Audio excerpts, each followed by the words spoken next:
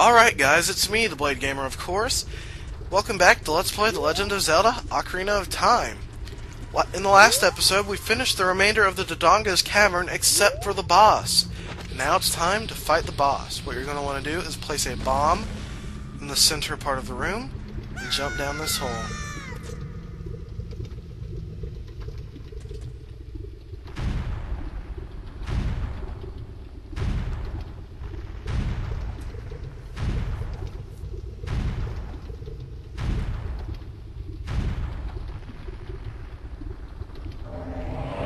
Say hello to the infernal dinosaur, King Dodongo. Alright, so King Dodongo is actually one of the easiest bosses in the game. When he sucks up to breathe fire, you're going to want to throw a bomb in his mouth. Unfortunately, I failed there. There's bomb flowers in case you need them. But then he rolls up into a ball, and what you do when he rolls up into a ball is stand at the edge of the lava pit until he stops rolling. Alright, so now he's going to suck up again, and we throw it in here. Now, a cool feature, not feature, but interesting fact about King Dodongo is if you use the Deku sticks and do a jump attack twice, you will defeat him. So instead of having to wait for so long using the sword, you can use the Deku stick and it'll do the same thing. I'm going to use the sword because I find it more legitimate. That's just how I roll. When I was a kid, I used to do like infinite health cheat codes and things like that because games were difficult for me. Like I don't know. I was just I don't know. I did a lot of cheat codes when I was a kid. I kind of regret it now. So that's why I don't support cheating anymore. I've never hacked a game though, like an online game. Hackers are just annoying in that game, in games like that. But yeah, so King Dodongo, one of the easier bosses in the game if you use the Deku sticks. He's not too difficult to begin with, so you know, just have fun with him. He's one of my favorite designed enemies in this game, actually, because I don't know, I just like the way it looks. I'm failing at throwing bombs so badly right now. It's kind of weird. I usually never fail this badly. Maybe I'm not locked on or something, and that's causing the problem. Alright, so we finally got another bomb into his mouth, and 3 jump attacks, and that's it.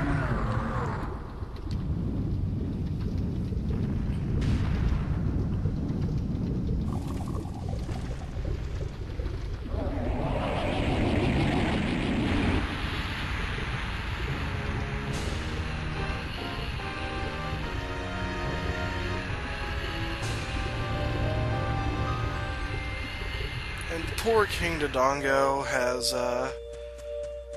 died in a fire, pit of fire, lava, etc. Anyway, so we get another heart container and our life is filled back up. Now, I'm wondering one thing. How did this lava dry out? Like, did his blood pour out of his body? And there was so much blood that it cooled down the lava? If that's the case, Nintendo is really brutal. But yeah, it's kind of disturbing when you think about it.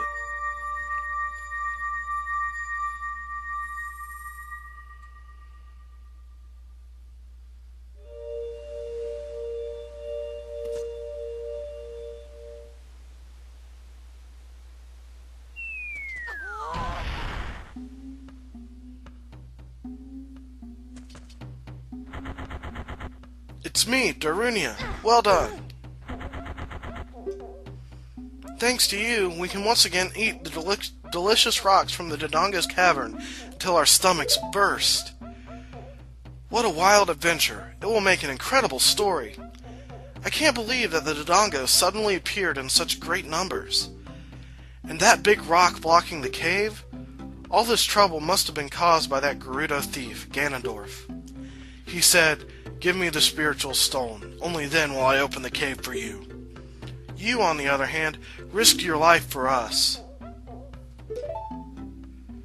Kid, I like you. How's about you and I become sworn brothers? No, there's no big ceremony involved. Just take this as a token of our friendship.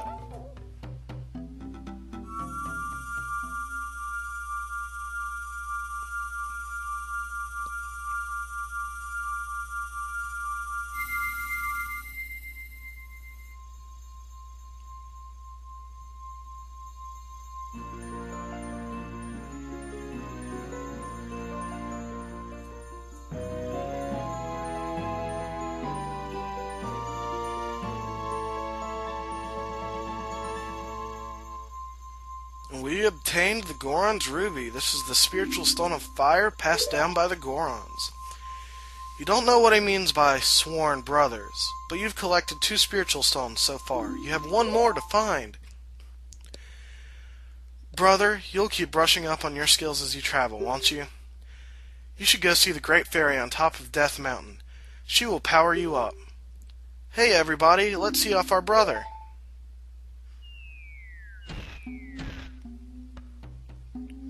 You did great! How's about a big Goron hug, brother? I love this cutscene. Link just runs off. He doesn't want to be squeezed to death by Gorons. Alright, so like he said, we now have 2 things we can do to, or we need to go see the Great Fairy at the top of Death Mountain. But I'm going to go back to Death Mountain to get a few things before we continue. There's just a few things we can do. They're not entirely important, but, you know, I'm going for 100%, so I want to get them done. Alright, so one of the first things you'll want to do is head over here and drop some bombs on these rocks so that you can enter this room to the left. Now in this room, there will be a gold sculptula at the end, so you're going to want to conserve your bombs as much as you can, because there's probably around 10 rocks or so. I believe you want to go on the right path, if I'm not mistaken, or the center path, but then you want to come right. Oh wait, yeah, you do need to be on the center path, so what am I talking about? Alright, so now you want to go to the right path.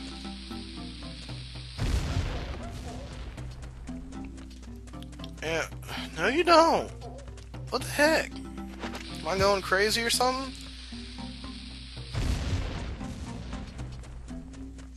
Okay, maybe just the center path the whole time. Anyway, go on to this crate and there will be a gold sculptula! Ah!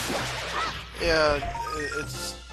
yeah, another gold sculptula, they're useful. Alright, so there's another gossip stone if you're interested in that. And there's a purple rupee in here, which is worth 50 rupees, and I can't remember what's in this one. Another purple rupee. So there's a grand total of 100 rupees in there if you need it. Fortunately, I do not need it right now. So yeah, now to do the rest there is in Goron City.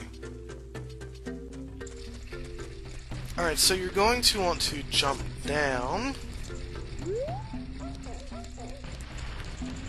And I believe you want to stop this guy with the regular bombs.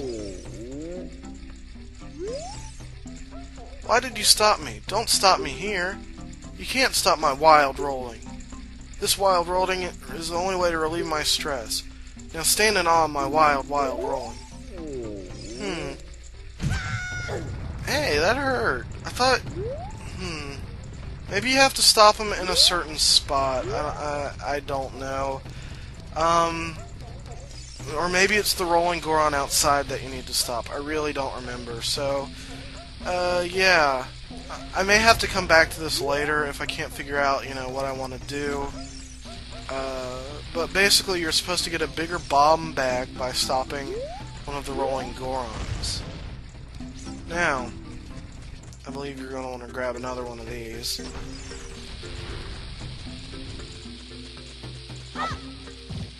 Crap.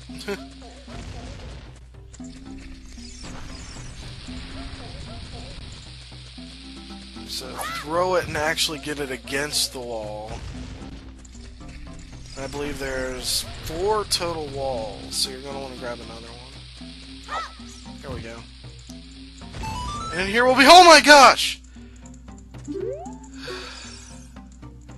I'm working on something really cool right now, but I think it's going to take a while.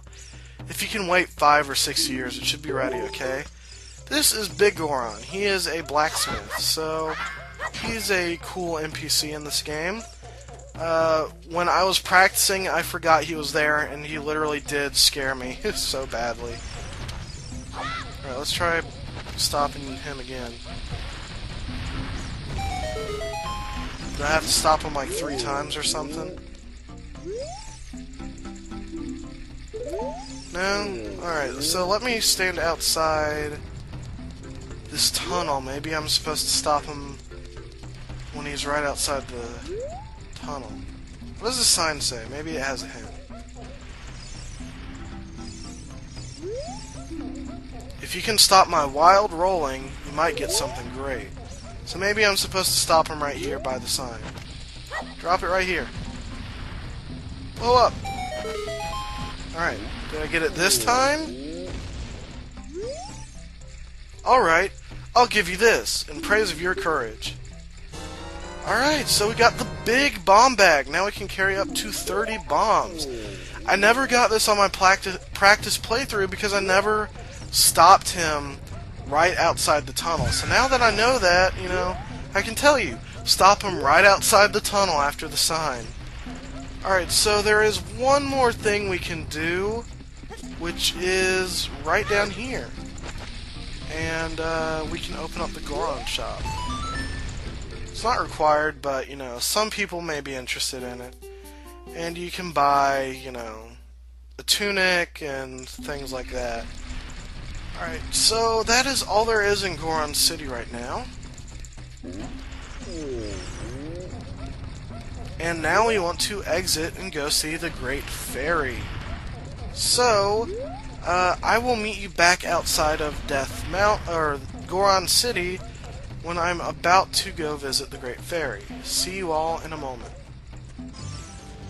Alright, so right over here outside of Goron City, where the rolling Goron, you know, comes down and rolls into you and throws you to your agonizing doom, is a spot that you can climb up. Now, you're going to want to destroy these boulders with your bombs. Not too hard. You're going to want to wait till this one's about to blow up before you jump for it. Or throw it at it, I should say. And I believe there's nothing important. There's a hole underneath that rock, but I don't believe there's anything that's really majorly important. So anyway, when you come over here to like the Death Mountain Summit, I suppose, the volcano starts erupting, and you have to start rolling up the mountain. Now, if you can get all the way up the mountain against the wall over there that's climbable, the volcano will automatically stop erupting. Right here are some Skullwaltulas. You're going to want to defeat them before you progress up the mountain any further. There's 3 of them. 2 you can get while standing here. The third one you have to climb up to this platform right here. So yeah. It's kind of fun exploring Death Mountain the first time, because this is just such a large world compared to what you see in so many other games. Right over there is the other Skullwaltula. Alright, so now you can climb up. You're going to want to just take care of them because they can knock you down, and you don't want to just fall all the way down when you're like right at the edge.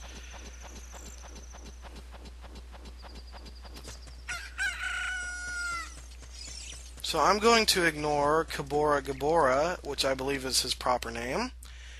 And right inside here is Death Mountain Crater. Now, if you roll into this crate, there will be a gold Skulltula. Now, the time depending on how long you can stay in here depends on how many heart containers you have. For each quarter of a heart, I believe it gives you 5 seconds. So you're going to want to be careful depending on how much time you have in here. And here's just some bombs. Don't know why, I just felt like exploring the hole. And so now we're going to want to exit the crater, because there's not really anything we can do here till much later in the game. Alright, so, yeah. So we want to get out of here before we die. I'll do the... Oh, I was going to do the backwards walking technique, but I guess not now. Anyway, so you look at this curious looking wall, and you can destroy it and enter the Great Fairy Fountain.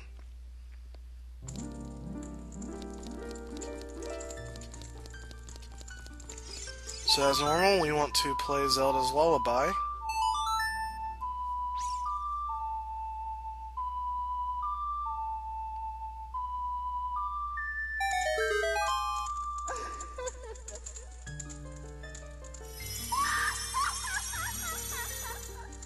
And the Great Fairy pops out.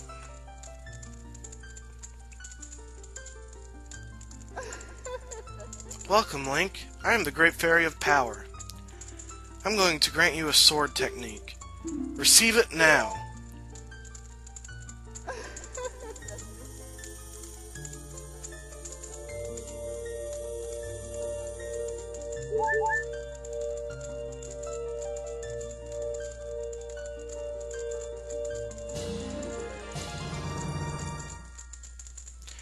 You've mastered the secret sword technique of the spin attack.